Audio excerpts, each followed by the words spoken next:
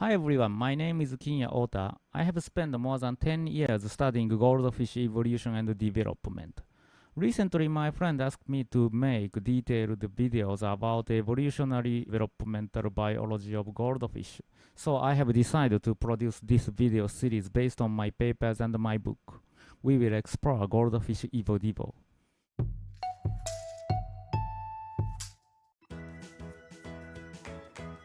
In this episode, I will provide a way to categorize the goldfish varieties. Unlike conventional fanciers books or videos about goldfish, I will not delve into each species' strains. It is nearly impossible to cover the detailed characteristics of every goldfish strain, especially considering that the new strains are constantly being established. In fact, the number of goldfish varieties is increasing every few years while I am talking like this. Just now, someone somewhere is probably producing new goldfish strains. So, instead of focusing on individual strains, I will discuss the key points that highlight the mutated phenotypes found in various ornamental goldfish strains using anatomical and morphological terminology.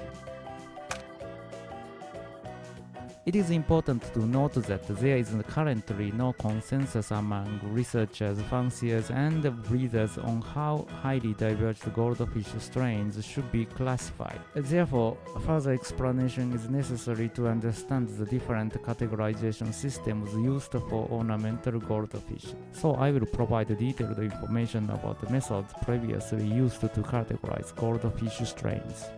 Various systems have been proposed. One categorized the goldfish strain into 16 groups based on morphology. The other introduced 19 representative goldfish strains based on the genealogical and geological relationship.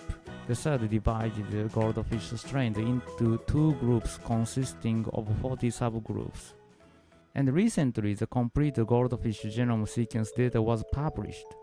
Using the genome sequence data, ornamental goldfish strains were categorized into three groups: the Edo group, China group, and Ranchu group. Simply said, there are different categorization systems. I would not say which categorization system is the best system because these different categorization systems reflect the academic purposes and goals of the researchers who propose them. If you want to know how the genetic background are similar or dissimilar between goldfish strains, the categorization systems based on the genome sequence data are suitable. On the other hand, the geological relationship will be informative to know the original location in which a goldfish strain was established. In my case, I want to know the evolution and development of morphology of these ornamental goldfish, so I categorize these ornamental goldfish strains into three morphotypes: single-tail, twin-tail, and dorsal-finless morphotypes. For EvoDevo studies, morphological architectures tend to be the subject of the study. Especially, skeletal architectures tend to be examined at different levels. Researchers examine how a certain body architecture developed from round fertilized eggs and what kind of molecular mechanisms are underlying the developmental process. As an EvoDevo researcher, I also want to know how these various goldfish morphologies appeared during the domestication process. I want to propose a guide on how to categorize these various goldfish strains based on the skeletal architecture, as we can see in the textbooks of comparative vertebrate anatomy. After carefully observing the internal skeletal structure of different types of goldfish strains, I thought that the ornamental goldfish strain can be divided into three groups as I mentioned before: the single-tail, twin-tail, and dorsal-finless morphotypes. Based on the internal skeletal architecture, their differences are obvious. Single-tail morphotypes show the skeletal architecture which is related to the conventional teleostofish species, and the twin-tail goldfish strain shows the bifurcated caudal fin skeletons, and the dorsal-finless goldfish strains lack so many internal skeletons on the dorsal side at the trunk region. Based on the internal skeletal structure, I can provide articulated criteria of how to categorize these various ornamental goldfish. Since the internal skeletal structures tend to be stable from the larval to adult stages, The categorizing system based on these morphologies can be applied to the ornamental goldfish strains. In other words, I do not want to use the phenotypic features which can be easily changed under the different environmental conditions. For example, environmental conditions change the coloration pattern in goldfish. Under the strong sunlight, goldfish tends to show the strong color, and the coloration patterns tend to be changed during developmental processes. So I felt that the coloration patterns are not suitable for my purpose. I need more stable phenotypic characteristics which are available from early to late developmental stages. In this point, the skeletal morphology is really good for me. The topology of skeletal elements remains relatively unchanged throughout development. The skeletal morphology of goldfish can also compare with the other fish species. This means that we can use comparative anatomy textbook as a guide to categorize morphological feature of goldfish. I did not use these morphologies to categorize the goldfish strains because these morphological variations are unarticulated and continuous. To be honest, I could not find a nice method to use these morphological variations to categorize goldfish variation. For example, the protruting eyes are not obviously protruded in early larval stage. Moreover, I could not articulately define the globular body shape. I mean, how can we distinguish the wild-type goldfish having slightly fat body shape and the globular body shape mutant strains?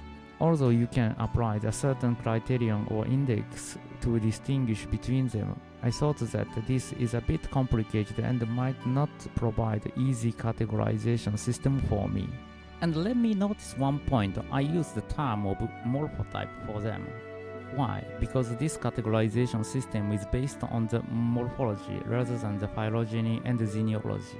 Although these morphologies are also related with phylogeny and genealogy, I want to make an independent categorization system for more careful comparison between morphological evolution phylogeny and genealogy in the EvoDevo context. I also assume that even though the phylogenetically and genealogically distantly related, the same morphotype goldfish might share the common developmental mechanisms. Based on these assumptions, I categorized goldfish varieties into 3 representative morphotypes. I will explain these 3 morphotypes more in detail. This morphotype includes all goldfish strains with a single caudal fin and no mutation in the dorsal fin. So the single-tail morphotype comprises not only the single-tail common goldfish but also the comet and the shubunkin goldfish strains. These strains have a long fin but the single tail. This morphotype encompasses most goldfish strains that have a bifurcated or double-tail caudal fin. It includes popular goldfish strains such as the twin-tail wakin, jikin, fantail, ryukin, tosakin, veil-tail, telescope, oranda, and pearl scale. These fish have more prominent morphological changes compared to the single-tail morphotype, especially in the caudal fin area. Dorsal fin in this group are almost no mutations. The dorsal-finless morphotype is characterized by a reduced dorsal fin and a twin tail.